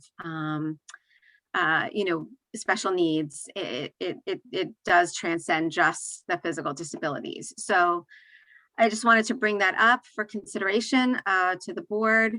I don't know what the process would be to get either one of those things done or launched. I'm glad to help initiate it or work with staff. But I just wanted to bring that forth to the commissioners and see what your thoughts were. John, do you have any ideas for what the process would be? Well, in terms of the planning commission, if you're going to add an additional seat, right now you have 7, I think, members on the planning commission. You're permitted to go up to 9.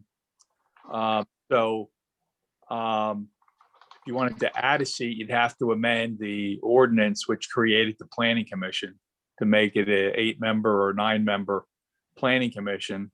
Or if one of the 7 members, I don't know when their terms should be staggered. Maybe the next person appointed would be that person. But to expand the planning commission, you have to amend the ordinance to go from 7 to either 8 or 9. You can go up to 9, and that's the limit. Do we have any additional commissioner comment?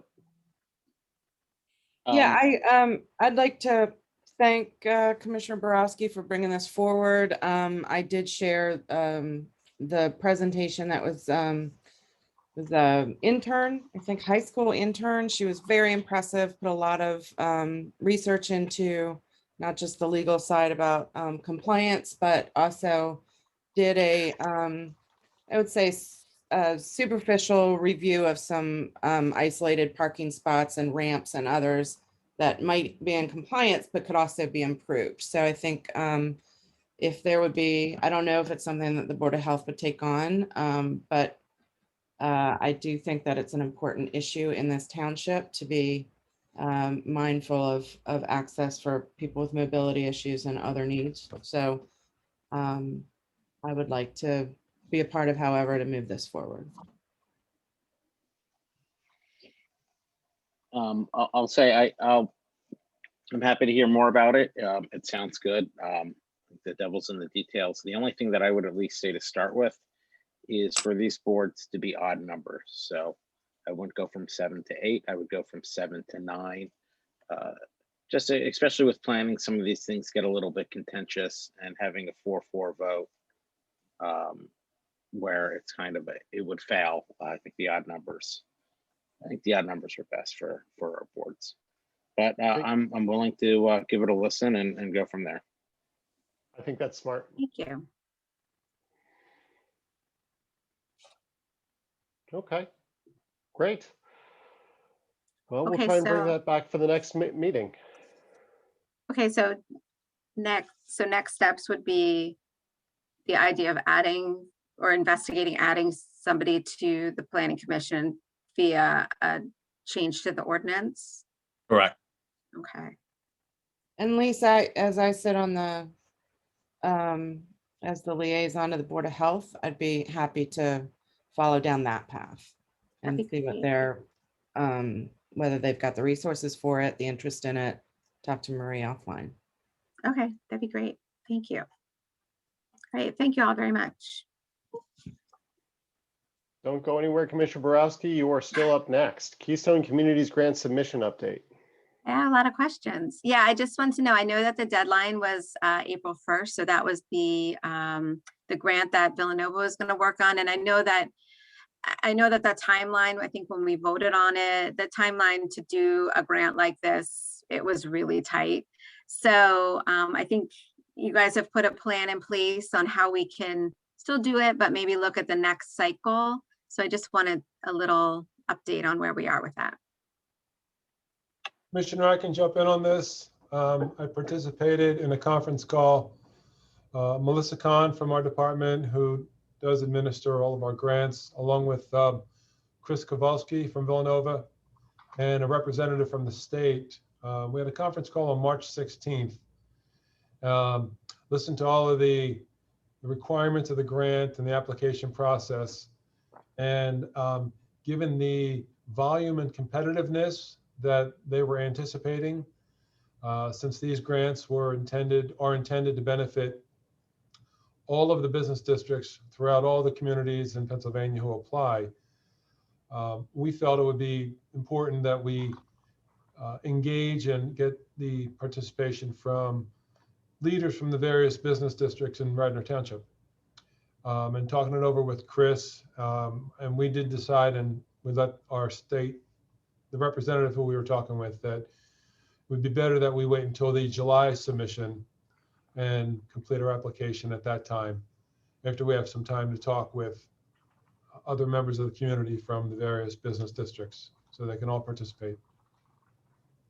Okay. All right, great. So that what's the deadline for July? No. Don't know the exact date. I'll get that. I'll find out. But Okay. Chris and I have a follow-up call scheduled, and we'll get the ball rolling on the application and engagement with the community. Great. Well, better to have a complete and very robust, I think, application as opposed to something we throw together in a couple weeks. So I think the state rep used the exact same wording, that because of the competitiveness, that it had to be a very complete and comprehensive application. I think she said robust, because they really want to make sure that they benefit those business districts who were hardest hit and would benefit by this type of a grant. okay, So, great. Thanks, Bob. I appreciate that. sure. A quick question, Commissioner Borowski. Because we're waiting, do we have to revote on this or not? Well, I think we already voted to go ahead and submit for the grant. Was it date specific in the resolution? I don't think it was. I would have to go back and look. I think it was Okay. just to submit for the Keystone Communities grant. I mean, I think at the time we may have mentioned that the deadline was April 1st, but I think that definitely it wouldn't benefit us to not have, a really good application. And I agree with the tactic of, I think we'd want to talk with, the businesses and, the business owners and try to engage with the business association. It might be good to have the strength of the Chamber of Commerce, behind it. So I think the more people you can get involved with these, with grants for these dollars, because they are so competitive, would be good. Sorry, John, does it have to be resubmitted or not? The resolution, if it's date specific? No.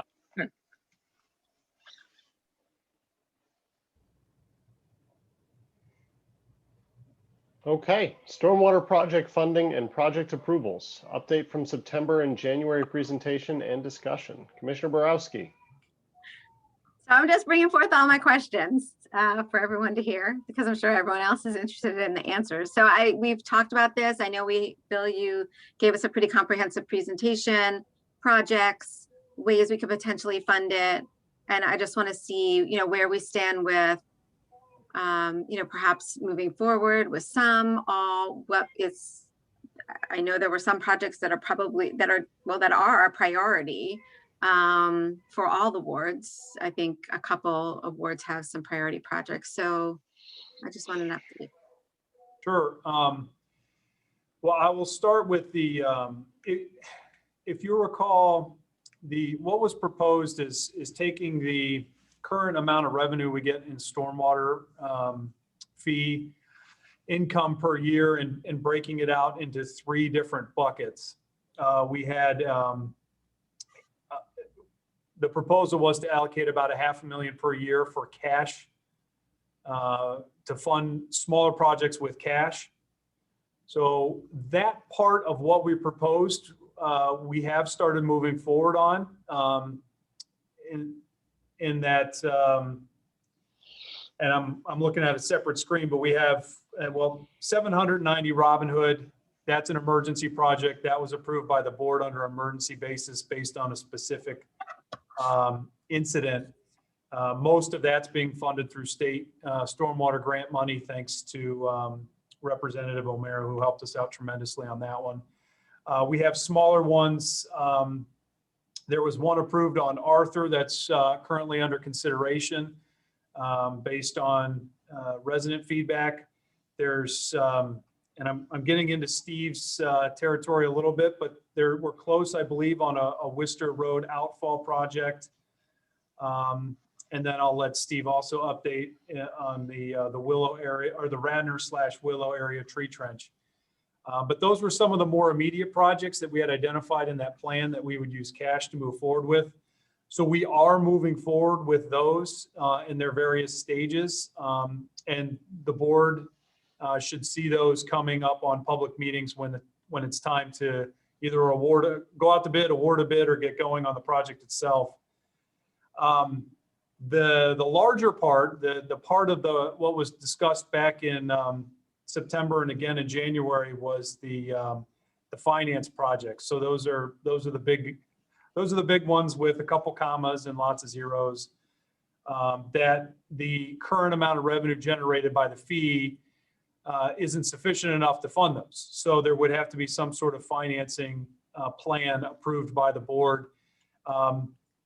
We had talked about that. We had identified projects at the South Wayne parking lot, the West Wayne Preserve and Friends of the Radnor Trail, Malin Road Culvert, as well as Gulf Creek Flood Project, North Wayne Municipal Parking Lot Project, and the Highview Outfall.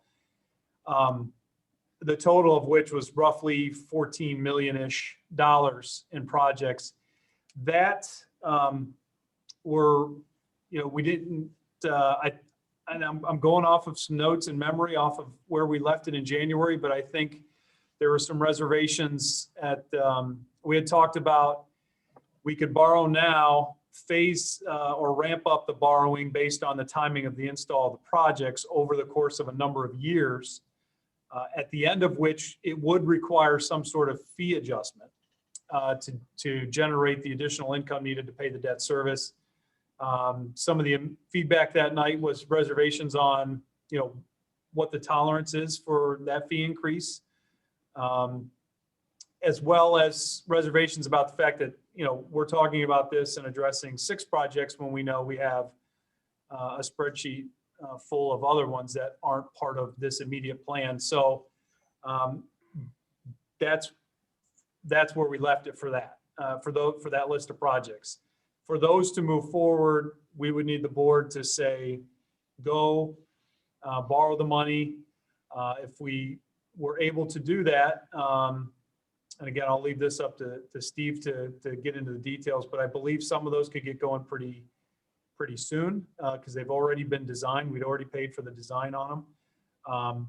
But it would tie up the cash then, and it would put the township in a position where in a few years we'd have to adjust the fee to make sure there was enough to fund the debt service, and then also keep that $500,000 per year for those smaller projects that, if you'll recall the spreadsheet, the list goes on and on and on, and they're the one-offs, the $100,000, $200,000 projects that we could do annually. So that is a long-winded response to that. But we're pretty much still on the starting block with the larger finance projects, and then those smaller ones that are funded with cash, we are moving forward.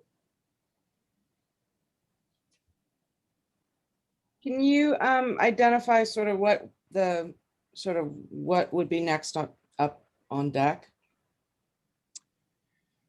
Do you kind of know like what's, sort of what's the next one? I'm sure you're handling several at a time in different stages, but. Steve, I'll put you on the spot for the cash ones. Yes, sir. So we have the Malin Road culvert, which was actually because it wasn't funded, and there is a very strict timeline with PICO because of the gas service and that having to be rerouted. And we're only allowed to do this project during certain months of the year, basically between Memorial Day and Labor Day.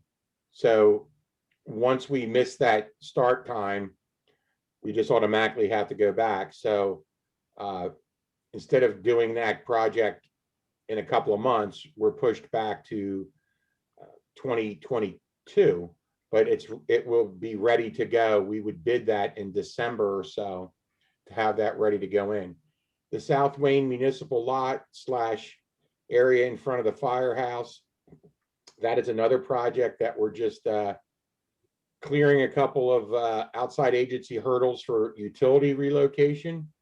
I would think that if the board moved on this by the time those monies were available, that could go to bid. So those two projects alone are about 5 million just for them. We also have the tree trench project that the manager noted, which isn't designed, but since it's in the right of way, is something I think we could move pretty quickly on, whether you do 1 or 20. And we also have the one the Public Works Department is working on. So those are just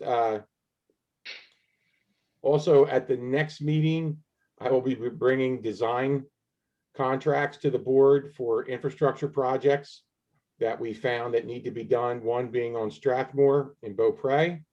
So there's, as you said, Commissioner Mulroney, there's a host of projects that will be coming to you for design, in design, trying to obtain easements, and we have several $1 million that, for lack of a better, are ready to go. Yes, so just to clarify, the Malin Road culvert and the South Wayne parking lot, in the engineering world, those are ready to go. But those are two that we would need board approval on a financing plan to fund. There's not enough cash generated to do that. Yeah, so thank you, sir. Yeah, so there's, like I say, around $5 million, and obviously there's not enough to cover that. We're working on the smaller ones now, and we have more smaller ones, if you will, in the hundreds of thousands. We have one on Brookside Avenue. We just met with the resident today to review the plans. Based on their input, we'll be before the board probably the first meeting in May to request to go to bid for that. So we have a whole host of projects that we would love to get started on. So what conversation do we need to have? Do we need to have a conversation about funding these projects? Do we need to have a conversation about, do we try to look and see if there's any grant money out there for these projects? I mean, is there state funding for stormwater? We know we already got some. Is there something else that we can go after? So for some of these larger projects like the North Wayne or the South Wayne parking lot project, to me, that's, also a project that benefits the fire company, it benefits the school. Is there, so can we can we look at it that way? Is it what we do on, the funding side for us, and then also matching some of these or trying to go after grants for these as well? Commissioner, if I could add, I'm sorry, because I forgot, we have the very large project, which is the North Wayne floodplain creation project, but we're still obtaining resident buy-in. But if I may, just solely from my standpoint, so a lot of these grants are going to require matches. And my personal suggestion, I hope I'm not out of line, is instead of coming to the board for grant after grant after grant, if we can receive this funding that the manager has put forth twice before, if we get grants, we have the match in the funding, and that'll reduce the project cost, and the board could then use those savings towards other projects, because we have more projects than there is money. That's sort of what we did with the Robin Hood project, right? I mean, we were going to spend it, but then we got the grant money. So now that money goes back in. So that way everything is not hinging on a grant. We can move forward. If we get a grant for X dollars, we save that money and that goes towards another project and reduces the cost of that project. Yeah, but to answer the question directly, those projects, the decision point now is funding. Yeah, so it would be coming up with a plan to fund them, to get the ball rolling. We would go and seek any kind of grant possible after that, as Steve pointed out, and then if awarded, that just frees up money for some future project that we know is already out there. But that's the hinge point we're at now with those larger projects. And you need us to amend the stormwater ordinance in order to have a funding proposal for us so that you can know what you're working with. Yeah, yes. So, I mean, as we've discussed in other meetings, both directly related to these projects, future projects, as well as the ordinance itself, it needs to be amended. So that is definitely part of the discussion. As we proposed, the actual fee adjustment, again, just specific to what was presented, we would need that for a couple of years. And that actually would align the fee increase with the project being installed. It'll time it up so that the payers are paying at the same time the benefit has been installed, which is a better match. So that wouldn't be necessary for 2-3 years down the road, all things being equal. Now, yeah, so all things being equal, that without muddying it up, this is a fluid. That's a terrible pun, but it is a fluid situation. It does change on a regular basis, usually after a couple strong storms. The conversation is amended in some way. If projects need to be advanced, moved up, then the discussion about changing the fee should be moved up accordingly, and vice versa.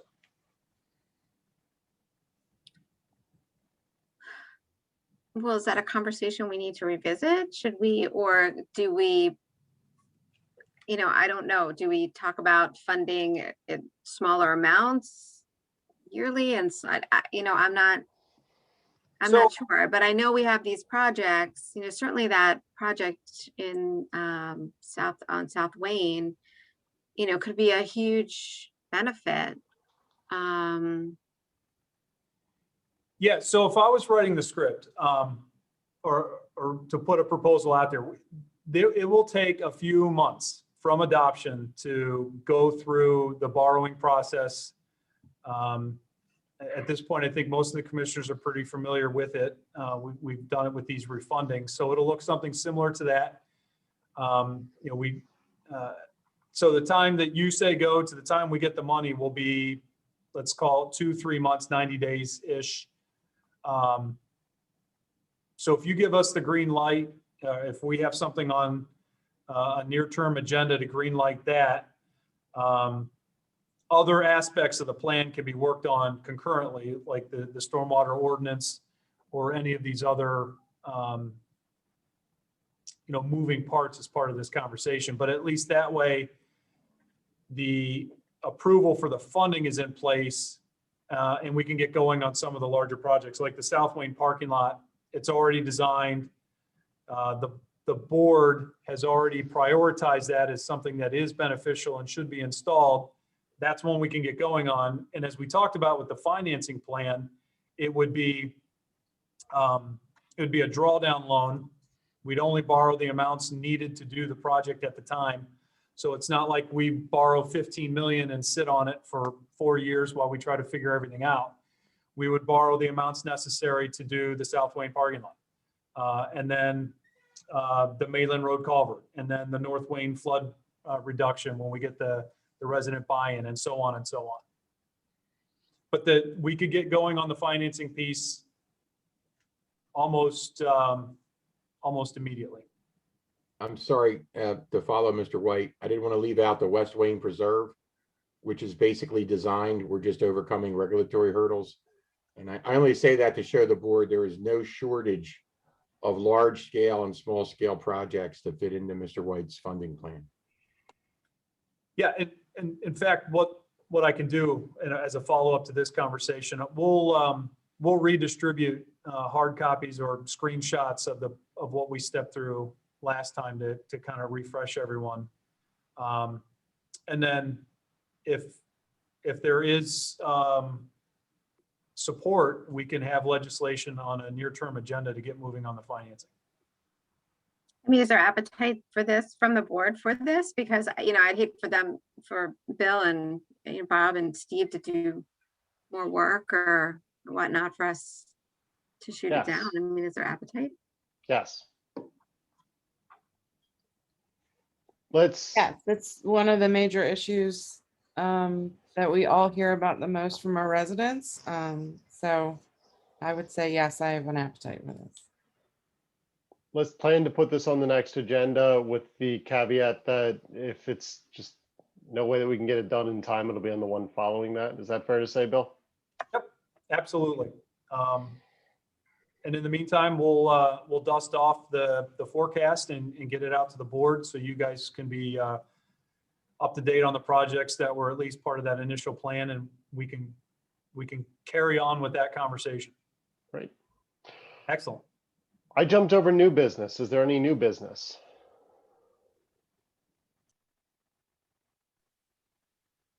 Hearing none, I will call for final public participation. Is there any final public participation? Mr. Marshall, you're up. Good evening, Matthew Marshall, 228 Walnut Avenue, Wayne. This request kind of dovetails into what Ms. Borowski was just talking about in terms of the stormwater management and township-wide, some of the development issues that we're facing. And I've spoken with a few of you individually, but I'm now going to ask the entire board.